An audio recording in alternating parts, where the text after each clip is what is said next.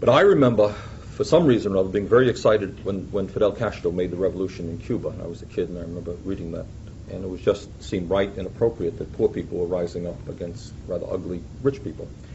And I remember, again, very distinctly, a very distinct feeling. I was watching the debates. You remember the famous Nixon-Kennedy debates. That was the first time the presidential candidates actually debated.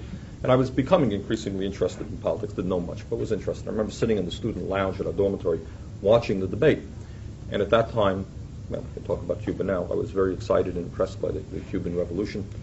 And there was Kennedy and Nixon talking about which particular method they should use about destroying the revolution.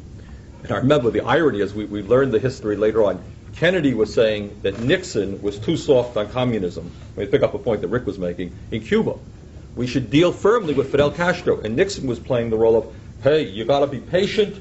You know, you can't do these things. You got to negotiate. Well, of course, what he was upset about is that secretly they were planning the Bay of Pigs invasion right then. But for security reasons, he couldn't come out and say, we're already planning the destruction of the Cuban Revolution. Don't worry about it.